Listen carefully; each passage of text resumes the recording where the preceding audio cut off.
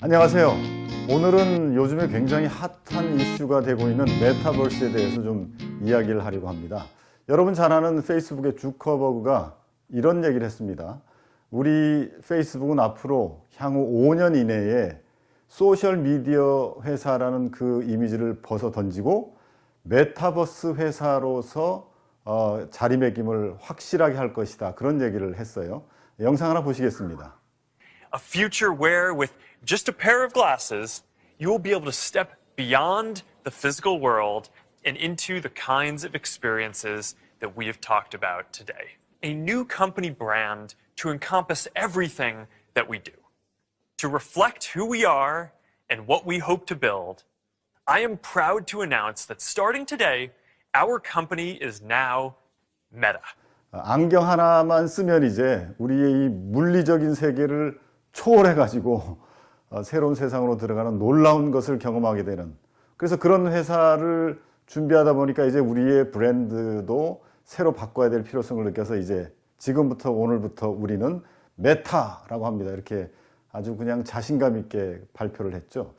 그런데 좋습니다. AI를 중심으로 한 4차 산업혁명 시대의 기술 변혁에 자기 회사를 올인하겠다. 이건 좋습니다. 그런데 지난 7월 달에 뉴욕타임즈에 기사가 하나 떴어요. 주커버그가 뭐 했다고요? 메타버스 안에서 교회를 개척했대요. 그러면서 아니 도대체 메타버스를 하겠다는 주커버그가 왜 메타버스 안에 교회를 개척했다고 이야기하는 것일까? 그쪽에 한 스태프의 이야기를 들어보니까 신앙단체와 소셜미디어는 기본적으로 둘 다 연결에 관한 것이다. 페이스북도 커뮤니케이션, 연결에 관련된 것이죠. 그리고 메타도 결국 온 세상이 연결되어지는 그런 가상 세상을 바라보고 있는 것이기 때문에 신앙단체하고 이 메타버스하고는 굉장히 연결되는 것에 기본적인 공유가 있다. 그래서 아주 자연스럽게 어울리기 때문에 메타버스에서 교회를 개척했다. 이 기사가 나가면서 뭐까지 이야기했냐면 메타버스 안에서 이제 부모가 자녀들에게 성경을 읽어주고 성경 공부를 해주는 것도 가능한 시대가 올 것이다. 이렇게 이야기를 했어요. 그런데요, 또 다른 기사를 보니까 이런 이야기가 있어요. 페이스북 안에서 썬데이 서비스, 주일날 예배를 드릴 수 있다. 우리는 도와주겠다. 뭘 도와주겠냐면 오프라인에 있는 교회가 아주 permanently, 영구적으로 월십 서비스를 갖다가 예배를 갖다가 물리적 세계가 아닌 메타버스 세계에서 드릴 수 있도록 옮겨주겠다. 그런데 어떻게 해요? permanently, 완전히 영구적으로 옮겨주겠다 하는 그런 선언을 했어요. 참 갑자기 주커버그가 IT 미션 선교 소명을 받은 것일까요? 여러분 현실 세계에서 말이죠, 아주 허허벌판에, 그리고 뭐 사람들도 별로 안 사는 그런 빈민가 그 동네에 큰 대형 교회가 하나 들어섰어요.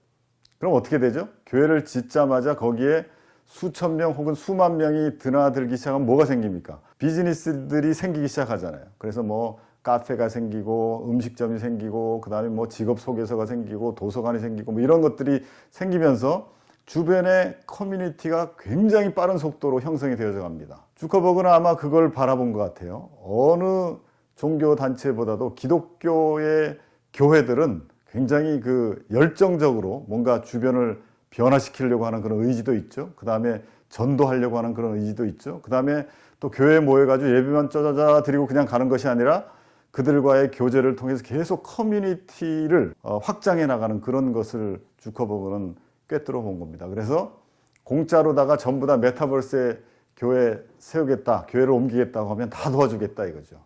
그렇게 되면 메타버스의 가장 중요한 것이 또 뭐냐면 메타버스 세상 안에 커뮤니티가 형성이 돼야 되는데요. 이 커뮤니티는 가상에서만 존재하는 그런 커뮤니티가 아니라 현실에서 존재하는 커뮤니티의 체험을 가진, 경험을 가진 경험자들이 가상세계로 와서 커뮤니티를 만들어야 굉장히 현실 세계와 연결되어진 그런 커뮤니티를 만들 수 있기 때문에 그런 교회를 선택한 겁니다. 메타버스를 알기 위해서는 여러분들이 4차 산업혁명을 이해를 해야 됩니다. 4차 산업혁명의 중심 단어, 핵심 단어들을 살펴보면 메타버스가 보이기 시작합니다. 자, 여러분 4차 산업혁명 그럼 생각나는 것이 뭐가 있죠? 네, AI, 인공지능이죠. Artificial Intelligence. 이 AI가 4차 산업혁명에서 중요한 키워드인데요. 그럼 메타버스 안에서 AI는 어떤 역할을 할까요? 네, 그렇죠.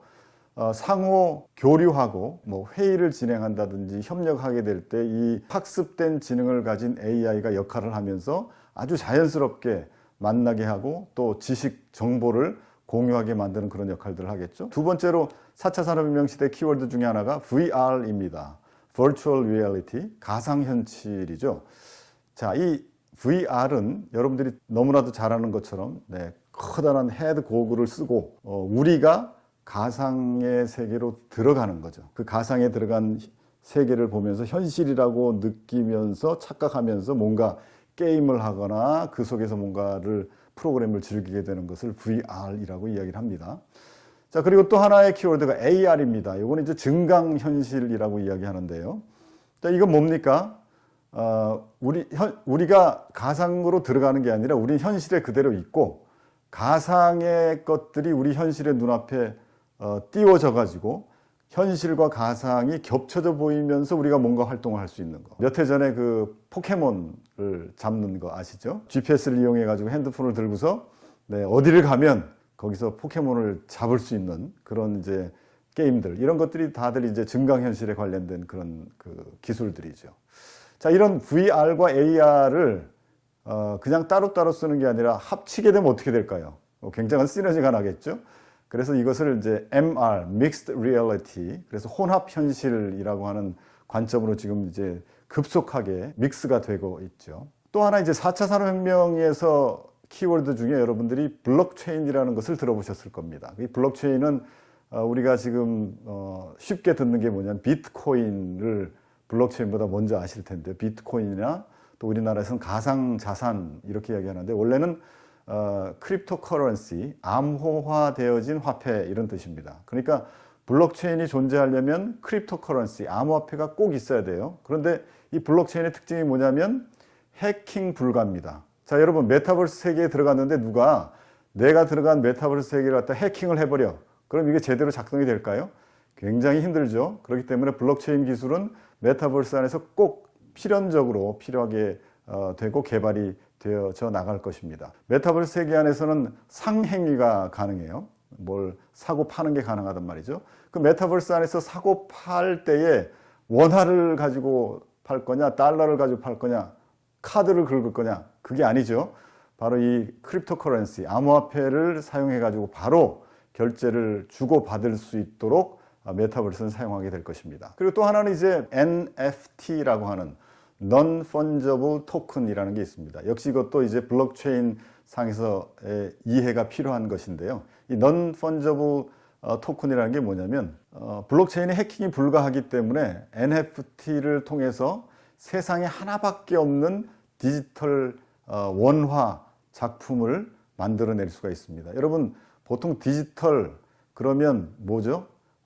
복사해서 붙이기, 그래서 얼마든지 카피가 가능한 것이 디지털의 장점이라고 여겨져 왔는데 결국 그것이 디지털의 장점인 동시에 치명적인 단점이죠. 내 것을 내 것으로 증명할 수 없는 거예요. 너무나 똑같이 복사되기 때문에. 그런데 이 블록체인 안에서의 디지털 작동 방법에 있어서 NFT를 사용하게 되면 디지털인데도 불구하고 절대 복사나 카피가 불가능한 세상에서 하나밖에 없는 그런 원본을 내가 소유할 수 있게 된다. 이것이 이제 NFT인데요.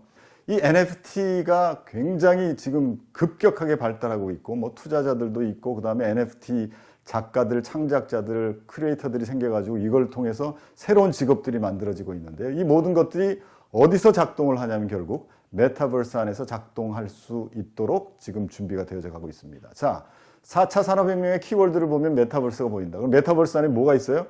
네, 인공지능을 중심으로 해가지고 VR을 체험하면서 AR이 섞여져 있는 MR 혼합현실을 경험하게 되는데 그 속에서는 마음대로 비즈니스, 그 비즈니스라는 게 실제적으로 돈이 오가고 이익이 날 수 있는 그런 비즈니스가 일어날 것이며 더군다나 NFT라는 걸 통해서 예술 작품들이 탄생이 돼서 그런 것들이 거래되어지는 그런 현실이다. 앞으로 10년 후가 되어지면 말이죠.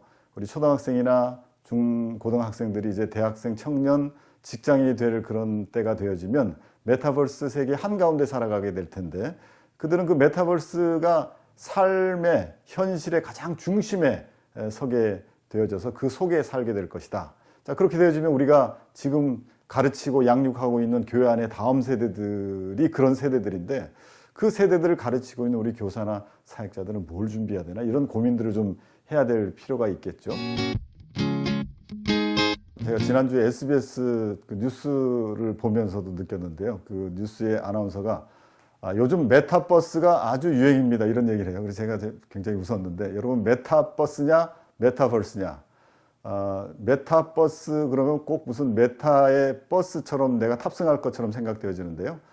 메타버스가 아니라 메타버스입니다. 메타는 beyond라는 뜻이죠. 저 넘어 초월되어진 그런 뜻이고요. 버스는 유니버스의 줄임말. 그래서 유니버스 이 그 지구를 벗어난 저 너머의 그곳이라는 뜻을 가지면서 초월 세상 이런 의미로도 생각할 수 있겠고요. 또 어떤 분들은 평행 지구가 생긴다라고 할 만큼 이 메타버스가 현실 세계를 꼭 빼닮을 뿐 아니라 그 이상의 어떤 것들을 우리에게 가져다 줄 수 있는 세계다. 이렇게까지 이야기하는 분들이 있습니다. 이런 메타버스를 탑재한 플랫폼들은 어떤 게 있는가? 첫 번째로는 이제 로블록스라고 하는 그 플랫폼이 있습니다. 이것은 이제 게임으로 출발을 했는데 동시 접속자 수가 600만 명. 그 다음에 월 2억 명 정도가 활성되어져서 활성 사용자가 2억 명 정도가 된다.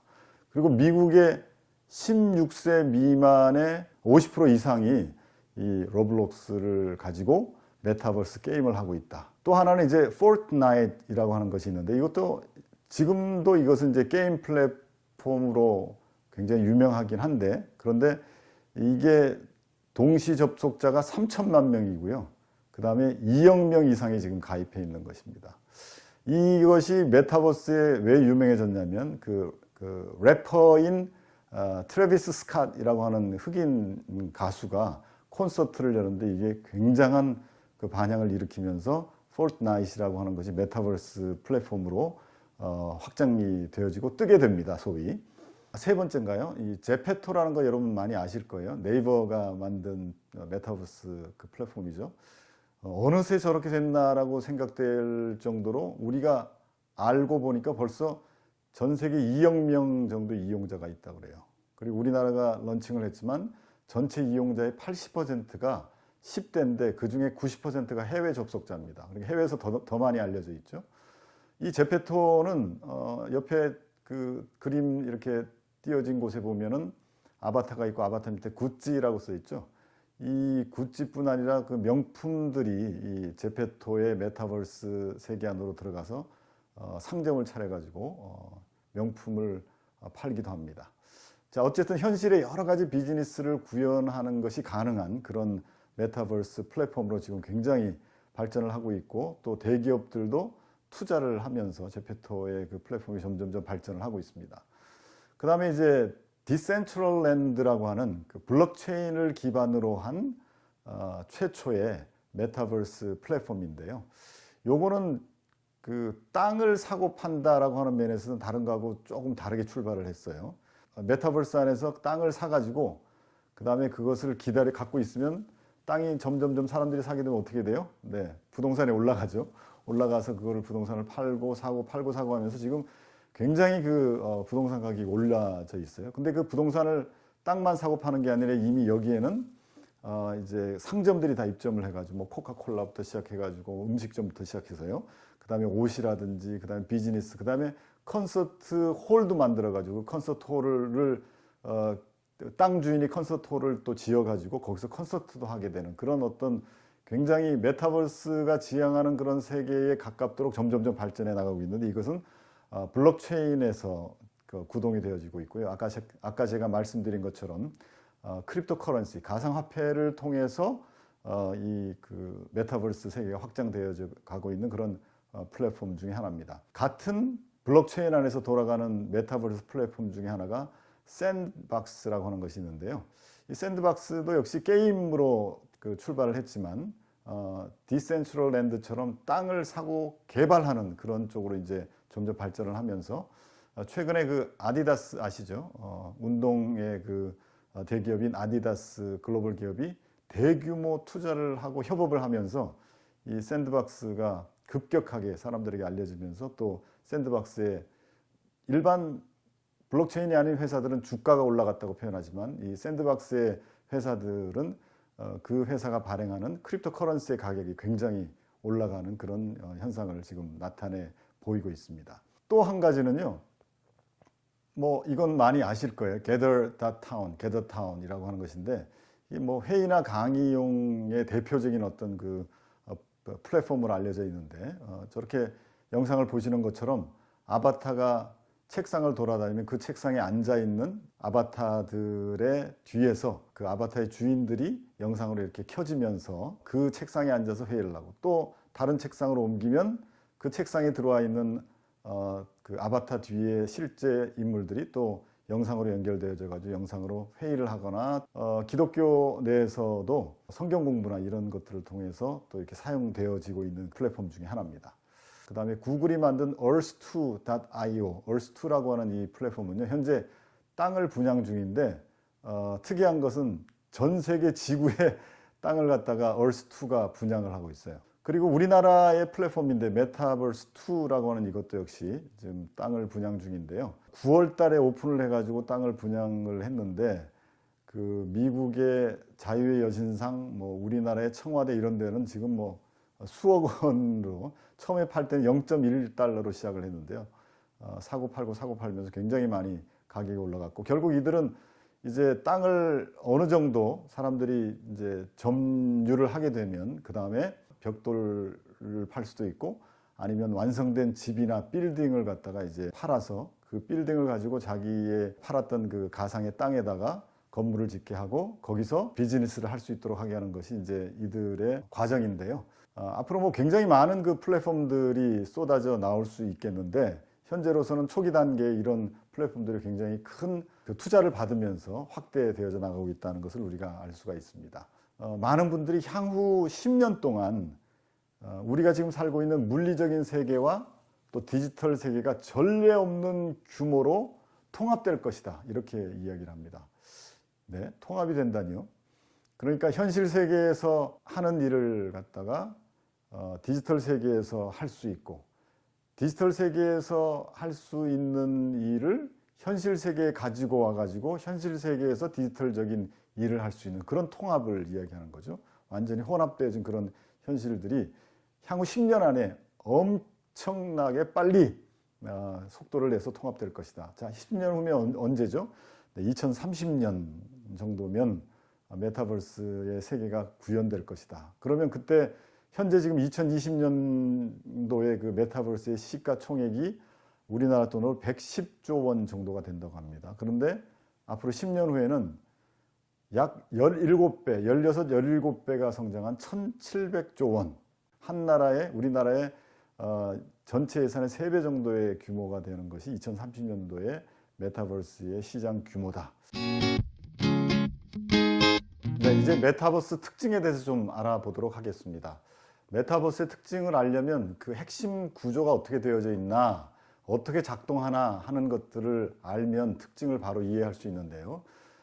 그 중에 첫 번째가 아바타라는 것입니다. 여러분, 메타버스 안에서 아바타는 누구를 대신하죠? 맞습니다. 나를 대신하는 거예요. 그래서 나를 대신하는 가상세계 안에서의 또 다른 나를 아바타라고 이야기를 하게 되죠. 그런데 재미있는 거는 이 가상세계에 있는 나를 대신하는 아바타는 현실의 나는 하나인데 가상세계 안에서는 여러 개를 만들 수 있죠. 그 다음에 플랫폼마다 다른 아바타를 만들 수 있다는 것이 굉장히 재미있어요. 나는 뒤에 감춰져 있고 현실에서 내가 하지 못했던 그런 일들을 과감하게 뭔가를 할 수 있다든지 메타버스 안에서 이루어지는 여러 가지 상행위라든지 그 다음에 게임이라든지 파티라든지 이런 것들을 나 대신이지만 내가 즐기는 것처럼 즐길 수 있는 그런 존재로서 아바타가 있다는 것이 메타버스의 가장 첫 번째 우리가 직면하게 되고 또 가장 첫 번째 이야기할 수 있는 특징이라고 할 수 있겠습니다. Yeah, Just gotta find something to wear. 주커버그의 아바타가 아주 주커버그를 닮은 그런 아바타로 Perfect. 나타나서 가상 메타버스 안에서 이제 놀기도 하고, Keeper, Olympic gold 그다음에 국가 대표 펜싱 선수하고 메타버스 안에서 펜싱을 하는 그런 놀이를 하기도 하고요.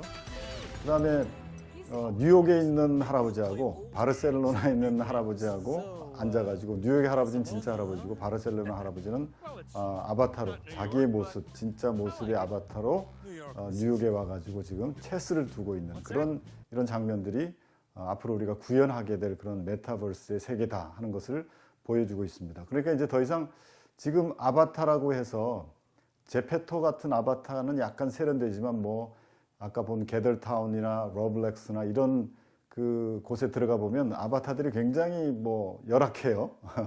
어떤 그 아바타는 다리도 없는 아바타가 막 왔다 갔다 하기도 하고 그런 상황들인데, 이제 점점 발전되어지면 방금 여러분이 보셨던 것처럼 홀로그램 기법을 이용한 메타버스 안에서는 완전한 자기 자신을 드러낼 수 있는, 바로 드러나서 메타버스 안에서 개인 대 개인으로 이렇게 대화를 한다든지 회의를 한다든지 그런 것들이 곧 구현이 된다.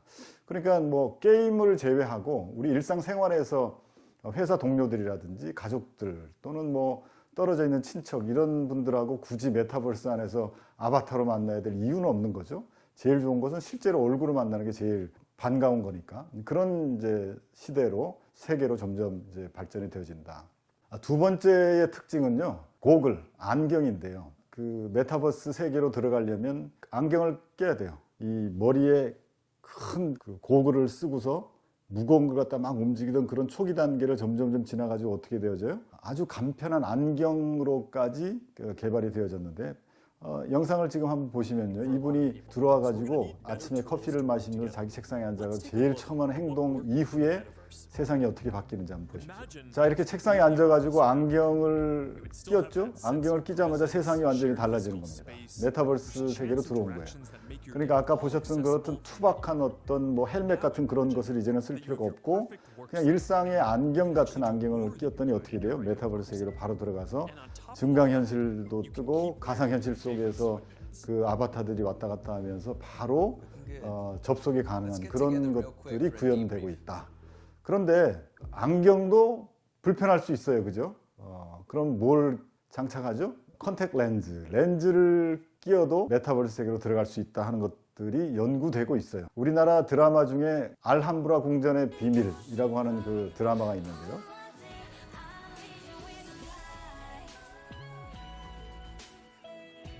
바로 이겁니다. 주인공이 뭘 하고 있어요, 지금?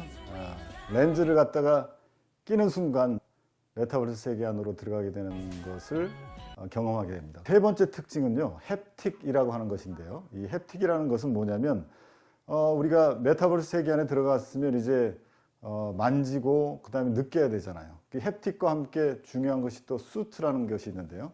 메타버스 수트, 그러니까 옷을 입는 거란 말이죠. 그래야 감각하고 느낄 수 있잖아요. 초기의 햅틱에서의 햅틱 단계는 여러분이 지금 이 영상을 보시는 것처럼 저렇게 손의 움직임을 통해서 뭔가 자기 갈 방향을 잡고 그랬는데, 저것이 점점 발전돼 가지고 또 이렇게 장갑 형태로 딱 손에 끼는 것들이 개발이 돼 있죠. 그런데 우리가 좀 전에 봤던 메타가 만들어내게 될 햅틱은 어떤 거였죠? 햅틱 도구를 쓰지 않았는데도 손가락을 움직여 가지고 메타버스 안에 띄워진 여러 가지 화면들을 갖다가 마음대로 조정하고, 외부의 세계에 있던 여자 동료도 마찬가지로 외부에 앉아서 안경을 끼고 있는데도 햅틱 도구를 쓰지 않고 그냥 손으로 바로 그 증강현실을 갖다가 컨트롤하는 그런 것들이 이미 개발이 되어져 진행이 되고 있는데, 이런 것들이 하나하나 개발된 것들이 전부 다 합쳐지게 되면 메타버스 안에서 굉장히 거의 그 현실과 혼돈이 될 만큼, 아니 이제는 현실이라고 생각하고 믿게 되게 할 만큼 발전을 하고 있다는 것을 볼 수가 있습니다. 이런 메타버스 어디에 활용할까요? 이미 저희가 살펴본 것처럼 활용 못할 곳이 거의 없을 것 같아요. 예를 들면 버추얼 클로딩이라고 해서 아바타가 입게 될 옷들, 이것들도 굉장히 이제 많이 만들어내는데, 아까 제페토에는 구찌가 입점을 해가지고 구찌의 브랜드로 옷을 팔고 있죠. 그런데 이미 세계의 수많은 이 버추얼 클로딩 크리에이터들이 옷을 만들어 가지고 메타버스 안에서 팔고 있어요. 그래서 어떤 사람들은 이 1억 원씩 매달 벌고 있는 그런 크리에이터들도 있다고 합니다. 그만큼 메타버스가 이제 점점 매력적인 우리 세상의 시장으로 진입을 하고 있다라고 할 수가 있겠죠. 그 다음에 메타, 아까 이야기했던 페이스북, 메타가 개발 중인 호라이존 홈이라는 게 있는데요. 이게 바로 버추얼 홈입니다. 안경을 쓰면 어떻게 되죠? 그 버추얼 홈, 가상의 집으로 들어가는데 그게 내 집이에요. 그 내 집 안에서 뭐 음악을 듣는다든지 영화를 본다든지 그 다음에 버추얼 파티, 그러니까 뭐 친구들을 초대해 가지고 파티를 열 수 있는, 이 친구를 초대하는 파티는 내가 원하는 지인들만 초대할 수도 있지만 오픈 파티 같은 걸 하게 되면 전 세계에서 인종을 초월한 사람들이 와가지고 파티를 함께 열 수 있어요. 자, 그것뿐 아니라 뭐 최근에 그 초보적인 어떤 단계의 플랫폼들이긴 하지만 게더타운에서 수련회를 진행하는 그런 어떤 선교회들도 있었고요. 그 다음에 어떤 교회들은 청소년 수련회를 게더타운에서 하기도 하고, 한 대학교에서는 축제를 갖다 메타버스 안에서 플레이파크라고 하는 그 플랫폼을 이용해 가지고 메타버스 안에서 축제를 열기도 했죠. 그 외에 제페토는 JYP의 그룹들이 공연을 했어요. 콘서트를 했어요. 그래서 방송 연예 기능을 하게 되고요. 더군다나 그때 스타들이 입었던 옷을 갖다가 경매해 가지고 또 굉장히 많은 수익을 올렸다고 하죠. 그 외에 쇼핑도 가능하고요. 더군다나 예술 작품 경매소인 소더비가 아까 디센트럴랜드라고 하는 블록체인 메타버스 플랫폼에 입점을 했어요. 소더비가 뭐 하는 곳입니까, 여러분? 세계에서 가장 비싼 그 예술 작품들을 경매하는 곳이잖아요. 그러면 어떻게 디지털 세상 안에서 경매를 할 수 있지? NFT, Non-Fungible Token으로 만들어진 디지털 작품을 저기서 팔 수가 있는 거죠. 이 디지털 작품은 원본 보존이 가능하기 때문에 저 소더비에서 그 경매를 통해 가지고 사람들에게 팔게 되고, 그것을 산 사람은 사가지고 계속 일반 예술 작품을 사두면 시간이 지나면 가격이 오르듯이 이 NFT 예술 작품도 사서 보관하면 할수록 어떻게 돼요? 하나밖에 없는 희소 가치 때문에 가격이 올라간다. 트위터의 그 창시자죠. 트위터를 시작했던 잭 도시가 자기의 첫 번째 트윗, Just setting up my Twitter 이라고 하는 이 화면을 갖다가 NFT로 만들어 가지고 NFT 경매를 붙였어요.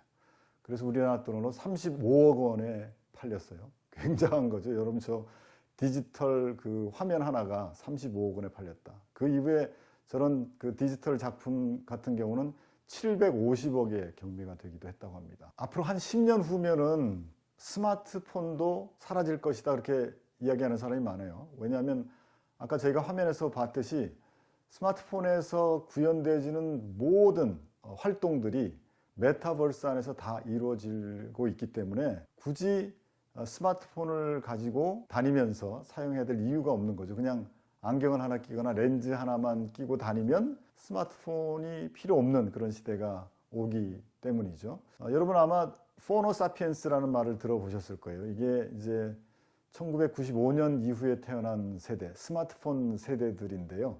이 포노사피엔스라는 뜻이 뭐예요? 사피엔스는 호모사피엔스와 폰, 스마트폰의 합성어인데요.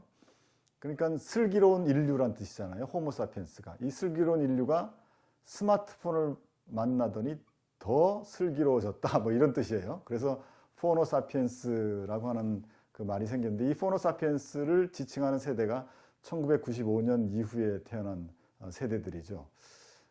스마트폰을 현재 지구상의 인구의 77억 중에 55억 명 이상이 사용한다고 합니다. 근데 이게 얼마나 걸렸냐면 2008년도에 미국에서 스마트폰이 애플에 의해서 출시된 이후에 약 10년 만에 50억이 넘었어요. 10년 만에. 그런데 휴대전화, 소위 우리가 이야기하는 그 무선전화, 휴대전화가 태동 후에 20억 명이 사용하는 데에 약 22년 정도가 걸렸다 그래요. 스마트폰이 나온 지 한 12년 정도가 되는데, 2021년이면 12년 정도가 되는데, 이제는 스마트폰이 이제 거의 완성품 내지는 이것 이상 갈 게 있을까라고 생각하는 그 상황 속에서 게다가 포노사피엔스들이 지금 이 시대의 주인공이 되어져서 스마트폰을 가지고 무슨 일이든지 할 수 있는 이 시대가 왔구나라고 하는 이 시점에 앞으로 10년 후에는 스마트폰이 사라진다 하는 거예요. 자, 이것을 우리는 많은 분들이 문명의 전환기가 지금 전환기를 우리가 지나고 있다 그렇게 이야기를 하는데요.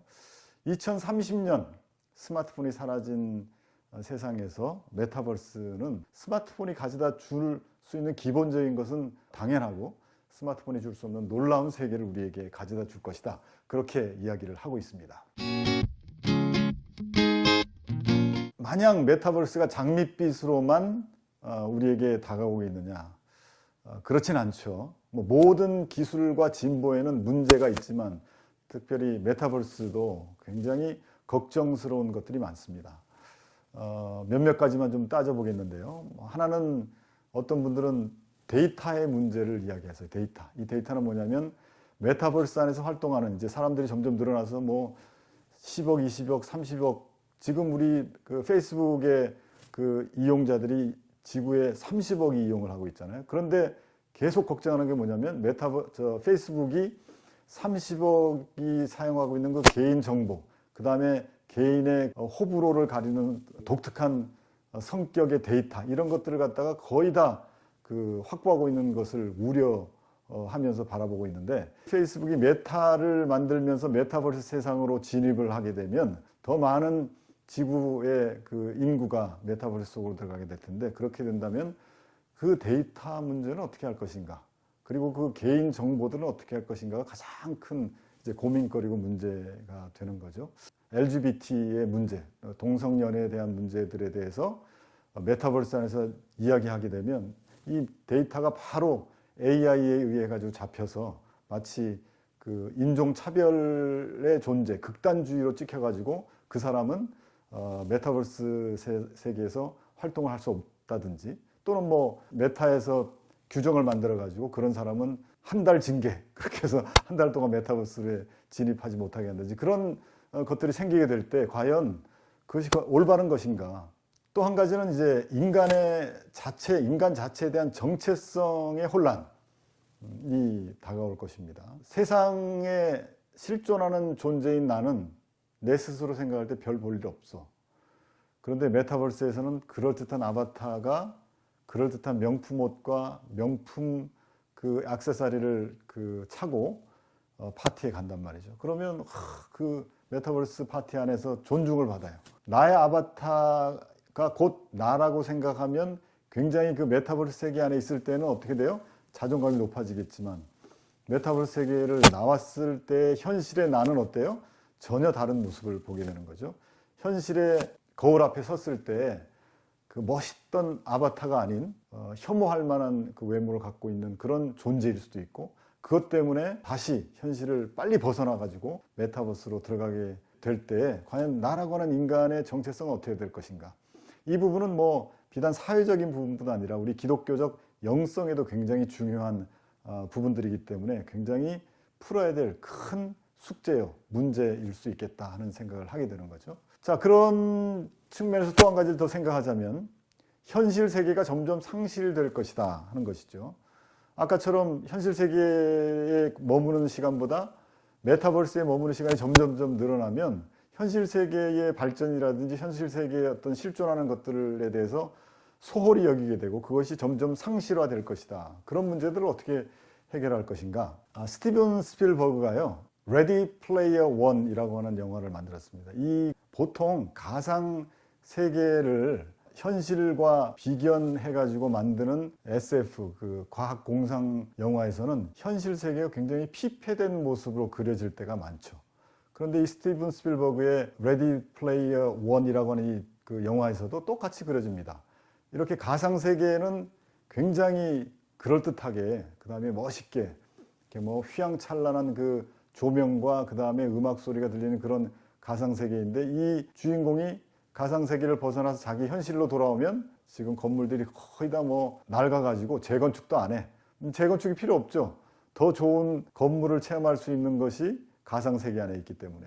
메타버스 세계 안에 들어가려면 현실 세계에서 필요한 게 뭐가 있을까요? 팡팡 터지는 5G, 6G의 인터넷 공간과 안경 하나? 아주 뭐 10시간, 12시간 앉아 있어도 피곤하거나 힘들지 않은 소파 하나 정도, 아주 값비싼 소파 하나 정도면 메타버스 세계 안에서는 모든 것들을 다 할 수 있다면 과연 현실 세계를 중요하게 여길까 하는 것이죠. 그래서 현실을 점점 도외시하고 그래서 점점 현실이 상실화되어지는 그런 것들이 올 수 있겠다. 아날로그로서 오프라인에 존재하는 우리 인간이 과연 그렇게 현실이 상실화되어져 가는 것을, 피폐해져 가는 것을 그냥 보고 내던지고 과연 메타버스의 그 가상세계를 끝까지 저렇게 발전시켜 나갈 수 있을까 하는 것에 대해서도 의문을 품고 있는 분들이 참 많이 있습니다.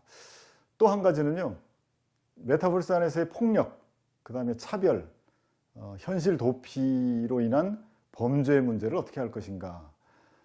특별히 뭐 현실에서도 범죄는 있을 수밖에 없는 것인데 메타버스 안에서 있어지게 될 범죄는요, 더 지능적이고 흉악하고 그 다음에 그것이 잘못 전이돼 가지고 현실에까지 와서 가상과 현실이 구별되지 않는 그런 정신 상황 속에서 현실의 범죄를 저지르게 될 가능성이 굉장히 많이 있게 되죠.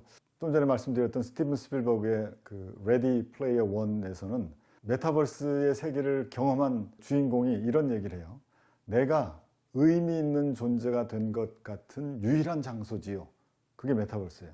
그런데 이 영화가 끝날 때는 우리에게는 더 중요한 현실 세계가 있잖아요 라고 하는 말을 하면서 영화가 끝이 납니다. 그러니까 결국 아직 우리가 2030년대에 도래하게 될 그 환상적인 메타버스의 세계에 대해서 모든 사람들이 다 확신하고 있는 것 같지는 않고 특히 개발하고 있는 사람들 입장에서도 어디까지 갈 것인가에 대한 그런 문제점에 대한 의문들이 점점 이제 많아지고 있는 그런 것들인데 어떻게 해결할지 그것은 좀 더 두고 봐야 되겠지만 그 문제점을 인식하고 있다는 것들은 굉장히 중요하다고 생각이 되어집니다. 여러분, 메타버스 세상과 영성지능, 기독교적으로 어떤 의미를 갖고 있을까 메타버스가 하는 생각들을 좀 해보려고 합니다. 여러분이 잘 아는 것처럼 AI, 그 Artificial Intelligence와 이세돌과 2016년도에 바둑 대결이 있었죠. 수억 원을 들여가지고 구글이 전 세계에 홍보를 위해서 만든 이 이벤트가 끝나자마자 사실 여러분 2016년도에 우리나라에서 이 AI라고 하는 알파고가 이세돌과 싸움을 해서 첫째 날 첫 번째, 두 번째 지고 세 번째 이기고 네 번째, 다섯 번째 졌다는 이것이 있기 전까지는 AI 그러면 사람들이 뭐를 생각했냐면 그 당시만 해도 조류 독감을 생각했습니다. 그런데 이 이벤트가 있은 이후부터 지금까지 사람들한테 AI가 뭡니까 물어보면 한 사람도 조류 독감이라고 이야기하는 사람 없죠. 이때부터 AI 그러면 인공지능이라는 것이 우리나라에 그냥 정착이 됐습니다. 그냥 이 이벤트 하나의 일주일 만에 그냥 사람들의 생각이 바뀌어져 버린 것이죠. 이 2016년도에 바둑 대결이 끝나자마자 그 다음날 중앙일보에 이런 기사가 뜹니다. 신인종이 온다. 자, 이 신인종이 온다에 뭐가 되어 있냐면 2050년이 되면 알파고가 스스로 진화해가지고 인간 수준이 된다. 그런데 이세돌이 그래도 5번 대국 중에 한 번이라도 이긴 것은 이건 이세돌의 개인의 승리가 아니라 인류가 그래도 알파고라고 하는 AI를 갖다가 이길 수 있다는 희망을 안겨준 인류의 승리다. 이렇게 이제 그 기사를 썼죠. 교육계에서는요, 이게 AI가 오게 되면 직업이 그냥 뭐 몇 %가 없어지고 몇 개의 일자리가 없어진다 그러는데 그 중에 뭐 회계사도 있고 뭐 법률가도 있고 뭐가 있다 그러는데 그럼 도대체 우리 아들은 무엇을 전공시키지? 그러면서 그 부모들의 고민이 시작된 거죠. 이 경영대 말고 공대를 보내? 우리 아이 어디로 보내야 되냐? 아니면 이 인공지능의 노예가 될 바에야 인공지능을 만드는 것을 거부하고 파괴해버려야 되는 거 아니야? 뭐 이런 어떤 극단론까지 대두가 되기 시작을 했죠. 그러면서 며칠 후에 같은 중앙일보에 한 사설이 뜨는데요. 이 사설이 뜹니다. 알파고가 내 스마트폰 안에 들어온다. 그렇게 이제 논설주간이 칼럼을 쓰면서 모든 문제는 인공지능이 풀게 되니 이제는 문제를 던질 줄 아는 인재가 필요한 시대가 됐다. 그래서 교육의 목적과 인재상이 완전히 바뀐다라고 서울대 철학과 교수인 김기현 교수가 이야기한 것을 인용을 했어요. 현재 우리가 가지고 있는 모든 문제는 누가 풀어요? 인공지능이 풀어요. 그럼 문제가 다 풀리면 문제가 없는 세상이 돼요? 아니죠. 문제는 계속 생기게 됩니다. 그런데 인공지능이 풀 수 있는 문제가 생기면, 문제만 생기면 어떻게 돼요? 인류는 인공지능에게 소속될 수밖에 없어요. 인류가 필요가 없게 되는 거죠. 그런 면에서 인공지능에게 던질 수 있는 좋은 질문을 만드는, 문제를 만들어내는 사람들이 이 시대의 인재가 될 것이다. 그래서 거기에 교육의 목표를 세워야 된다라고 하는 것을 제가 읽었습니다. 수년간 저는 다중지능과 영성지능을 가지고 제가 섬기고 있는 펜머스 문화선교회에서 만들어내는 모든 콘텐츠에 영성지능을 중심으로 한 다중지능을 가지고 우리 다음 세대들에게 성경의 말씀들을 그들의 강점 지능으로 맞추면서 예배도 드리고 그 다음에 공과 시간에 성경 공부도 해야 된다라는 걸로 10여 년 동안 저희가 개발을 하고 있는데 그것과 이것이 굉장히 연결되어지는 것을 발견했어요. 인간이 풀 수 있고 인간이 볼 수 있는 문제는 인공지능이 다 풀어버린대요. 그러면 그 문제를 뛰어넘는 더 큰 범주에 있는 문제를 인간이 만들어내야 인간으로서의 정체성과 존재감이 확립이 된다라고 할 것 같으면 지금 우리 눈에 보이지 않는 저 멀리 그 다음에 더 큰 범주의 문제를 볼 수 있어야 되잖아요. 근데 그것을 보는 사람들을 뭐라고 이야기하냐면 영성지능이 높은 사람들이라고 표현을 해요. 그래서 메타버스 시대가 아무리 빨리 찬란하게 온다 할지라도 그런 시대를 살면서도 인간이 인간으로서 인간 존재성을 확보하고 살아갈 수 있으려면 인간에게 가장 중요한 것이 영성지능이 개발되고 확립이 돼야 된다는 것을 이제 보게 되는 것입니다. 자, 영성지능은요, 하워드 가드너라고 하는 그 하버드 대학교의 교육심리학자가 1984년도에 다중지능을 발표하고 10년 후에 다중지능 2가지를 더 발표하면서 총 9가지의 다중지능을 이야기합니다. 9번째 지능으로 영성지능을 발표를 하게 되는데요. 지금 화면에서 보는 저 책이 하워드 가드너가 썼던 다중지능이라는 책의 원본입니다. 저기에는 영성지능 혹은 실존지능이라고 이렇게 표현을 하게 되는데요. 영혼 깊숙이 존재하는 영성이 우리에게 닥쳐진 문제를 해결할 수 있는 능력을 가진 사람을 영성지능이 있다 이렇게 표현을 해요. 하워드 가드너의 제자인 조세핀 킴이라고 하는 하버드대 교수는요, 이 영성지능을 뭐라고 표현했냐면 영성지능이 높은 사람은 주위 환경이나 상황들을 큰 그림의 일부분으로 보기 때문에, 그러니까 내 눈앞에 있는 문제나 내 눈앞에 있는 환경만 보고 그 문제들 때문에 일희일비하거나 그렇게 하지 않고 주위 환경을 더 큰 상황으로 확대시켜 가지고 그 상황들을 큰 그림으로 보고 그리고 내 앞에 있는 문제를 그 큰 그림의 일부분으로 볼 수 있는 능력을 가진 사람, 이 사람이 영성지능이 높은 사람이다. 그래서 이런 사람들은 평정심과 안정감이 높기 때문에 리더가 되는 경우가 많다. 리더가 된다라고 하는 것은 평정심과 안정감이 영성지능 때문에 견고한 사람, 이 사람이 앞으로 발달이 되어질 메타버스 시대 안에서 인재로서 존중을 받을 것이다 라고 이렇게 이야기를 하고 있습니다. 그런 면에서 우리가 메타버스 시대에 우리 기독교는 무엇을 더 중요하게 여기고 무엇을 더 개발해야 되냐면 기독교적 영성을 다시 정립하고 이 영성이 우리에게 능력이 될 수 있도록, 다시 말하면 영성지능화 될 수 있도록 하는 것들을 계속해서 연구하고 개발해 나가고 적용을 해야 된다 하는 것을 생각할 수가 있겠습니다. 하버드 대학교의 그 신학자인 하비 콕스라고 하는 학자는요, 21세기를 영성의 시대라고 이야기했습니다. 그래서 과학과 문명이 발달할수록 현대인은 더욱 어떤 갈망이요? 영적인 갈망이 강해지고 있다. 이렇게 이야기를 했어요. 제3의 물결 저자인 엘빈 토플러 같은 경우 미래학자죠. 그 미래 사회의 제5의 물결이라고 이야기하면서 이 제5의 물결에서 인간은 내면 세계를 더 깊이 있게 추구할 것이다. 어떤 개인이 과학 문화가 발전할수록 영적인 깨달음을 통해서만 진정한 풍요를 누리는 시대가 올 것이다 라고 이야기를 했어요. 그래서 엘빈 토플러는 제5의 물결을 영성이라고 표현을 했네요. 자, 이 시대에 우리가 메타버스를 생각하면 인간의 기술이 어디까지 갈 것인가 심란하죠. 그럼에도 불구하고 많은 신학자와 또 미래학자 또는 그 심리학자들, 교육학자들은 이런 시대일수록 인류는 영성을 추구하게 되어 있다라고 이야기를 하고 있습니다.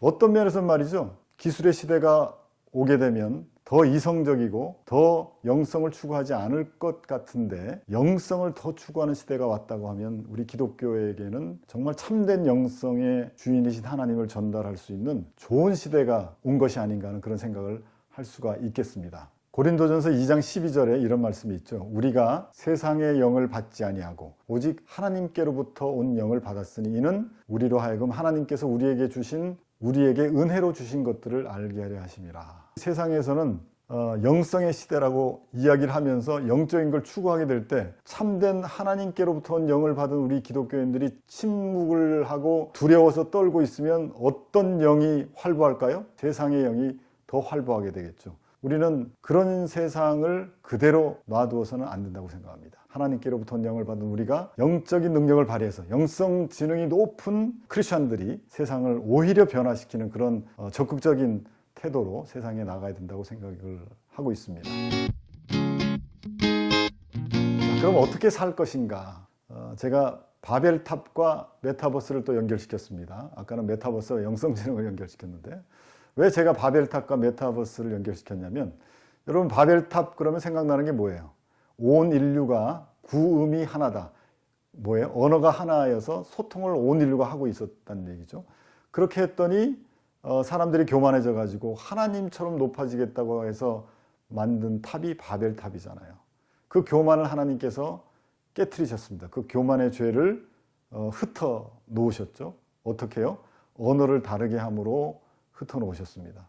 어떤 면에서는 인류는 바벨탑을 쌓을 때만 해도 문명이 굉장히 발달하고 그 발달된 문명을 누리는 그런 반면에 그것이 교만으로 치달아져서 하나님처럼 돼보겠다고 하는 그것 때문에 결국 인류가 하나님의 심판을 받게 되죠. 메타버스 세계는 어떨까요? 자, 메타버스의 세계에서도 지금 온 인류가 갖고 있는 각각 다른 언어들이 부음이 하나가 되어지는 놀라운 기적이 일어나고 있죠. 설명이 다 끝나면 내가 말하고 맞추면 다음 사람한테 넘기고. 이 프로그램에서는 지금 뭘 하고 있냐면 동시통역기를 귀에다 끼고 요만한 그 이어폰을 끼고서 저렇게 상대방 멀리 떨어져 있는데 한 사람은 한국말로 이야기하고 한 사람은 스웨덴 말인가요? 외국말을 해서 각각 자기 나라의 말로 하는데 자기 귀에 들리는 건 뭘로 들려요? 한국말로 들립니다. 그 소통이 가능한 것들을 보여주고 있습니다. 메타버스 안에서는 안경이 모든 걸 다 해결해 줄 겁니다. 그래서 안경을 하나 끼면 어느 나라의 사람을 만나더라도 바로 내가 하는 말을 하게 되면 상대방이 내 말을 알아듣고 상대방의 나라의 말을 이야기하면 내가 알아듣기 때문에 메타버스는 그야말로 온 인류가 하나가 되어진 그런 세상을 경험하게 될 것입니다. 자, 바벨탑 때 살았던 사람들의 환경과 메타버스 안에서 살게 될 사람들의 환경이 거의 비슷하지 않아요? 그런데 구약에 나타난 바벨탑의 시대 사람들은 하나님께서 주신 기회를 실패했어요. 교만이라는 죄를 짓고 하나님을 대적하는 그런 것들로서 하나님의 심판을 받게 된 것이죠.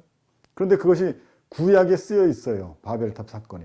구약은 우리 신약을 사는 사람들에게 어떤 의미가 있다고 그랬죠? 하나님 앞에서 실수하고 잘못하고 실패한 것들을 거울 삼아 또다시 그런 죄를 짓거나 또다시 그런 실수를 하지 않게 하기 위해서 구약의 말씀이 존재한다는 그런 관점으로 바라본다면 메타버스 안에 바벨탑과 같은 그런 세상이 펼쳐졌다. 바벨탑의 시대 같은 그런 시대가 메타버스 안에 펼쳐졌다면 우리는 무슨 생각을 해야 되냐면 첫 번째 기회는 우리가 하나님 앞에서 실패하고 하나님의 심판을 받았지만 온 인류의 구음이 하나가 되어지는 이 두 번째 기회, 어쩌면 하나님께서 주신 기회일지도 모른다. 마지막으로 주신 기회일지도 모른다. 왜? 하나님께서는 마지막 때가 될수록 복음을 전하는 것을 원하시고 온 인류가 다 구원받기를 원하시기 때문에 하나님께서 그 두 번째 기회를 주신 것이 아닌가 하는 그런 생각을 하게 된다면 말이죠. 그렇다면 메타버스의 세계를 그냥 마냥 악한 공간, 기독교하고 맞지 않는 공간, 외면하는 그런 공간으로 바라볼 것이 아니라 좀 더 적극적인 눈으로 바라볼 수 있어야 된다. 그래서 저 공간을 이용해서 온 세계가 구음이 하나일 때 우리가 할 수 있는 일이 뭐예요? 그렇습니다. 복음을 전하는 거예요.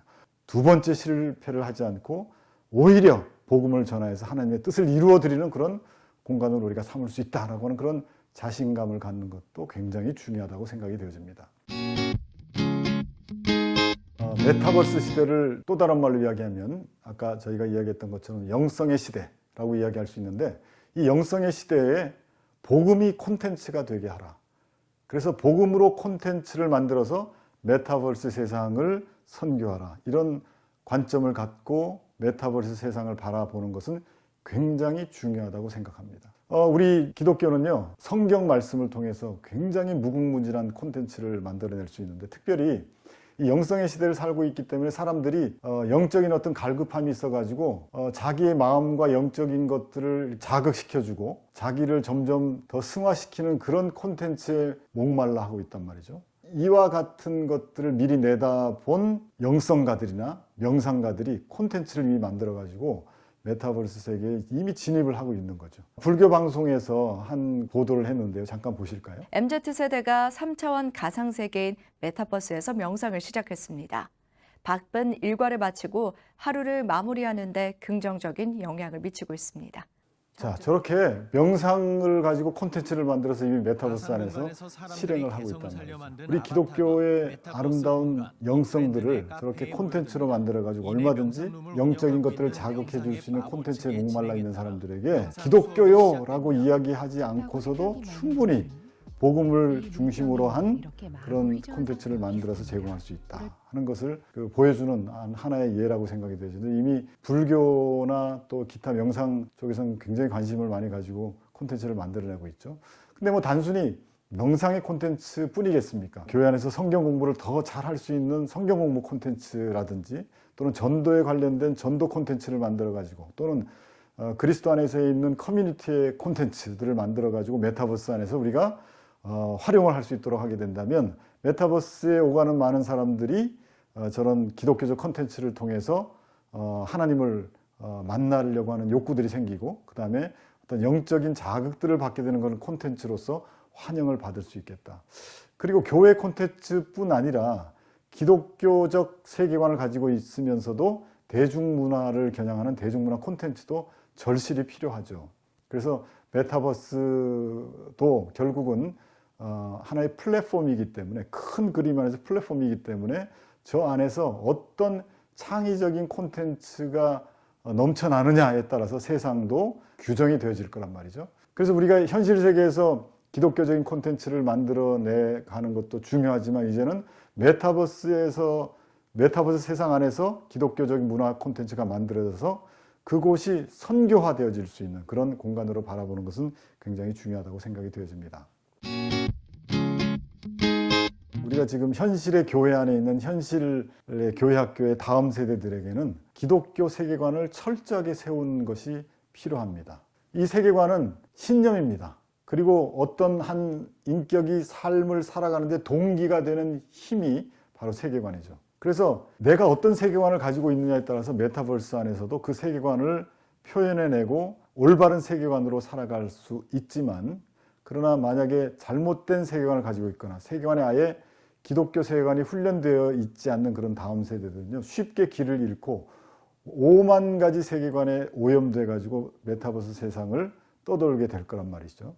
진화론적 과학이라든지 다윈주의적인 세계관들이, 그리고 물질 만능주의, 서부 개척 시대 때의 골드 러시를 이야기를 했었죠. 그래서 금을 찾으러 가는. 근데 요즘에는 이 메타버스와 이 세상을 바라보면서 머니 러시라고 이야기합니다. 돈을 찾아서, 돈만 있으면 다 되는 세상이라는 것이 점점점 더 힘을 얻게 되고, 게다가 뭐 이기적 유전자라든지, 그 다음에 뭐 자연 선택이라든지, 포스트 모더니티의 비성경적인 세계관에게 우리가 현실을 빼앗겨 가고 있는 상황이잖아요. 그런 면에서 우리가 메타버스 세상을 준비한다면 현실에 있는 우리의 다음 세대들에게 기독교 세계관, 특히 성경적 세계관을 분명하게 정립하는 것이 굉장히 중요하다라고 이야기를 할 수가 있겠습니다. 또 다른 우리 메타버스 세상을 바라보면서 한번 생각해 봐야 될 것은요, 지금 코로나 이후에 참 굉장히 많은 교회들이 문을 닫고 또 교인들이 줄어들고 있고, 또 그렇지 않더라도 기독교가 참 점점 약화되고 있다라고 하는 것, 숫자의 통계보다는 실제로 줄어들고 있는 체감을 하고 있는 그런 시대에 우리가 살고 있습니다. 그런데 거기에 비해서 신학교에서 졸업하는 사역자들은 비율로 따지면 굉장히 많이 늘어났죠. 일찌감치 메타버스 안에서 교회를 개척하는 겁니다. 우리가 피할 수 없는 우리에게 다가오는 미래라면 마주하는 게 중요하죠. 그런 면에서 볼 때 메타버스 안에 우리가 지금부터 교회를 개척하여서 메타버스의 교회 개척의 원리를 만들어내고 선배가 되어지고 모델을 만들어내는 그런 일들이 있어졌으면 좋겠다는 것이 저 메타버스 세상을 바라보면서 우리 기독교가 적용해야 될 바가 아닌가 하는 생각을 하게 됩니다. 메타버스 안에서 교회를 개척하게 되면요, 사실 언어를 초월한 교회를 개척하게 되잖아요. 인터내셔널 철치라고 하는 말이 무색할 정도로 메타버스 안에 교회를 개척하는 순간 그곳에 들어오는 사람들이 온 그 세상의 인류, 그 인종들이 들어와서 한 언어로 예배를 드릴 수 있게 됩니다. 저희가 선교를 하게 될 때 가장 큰 장애물이 뭐였죠?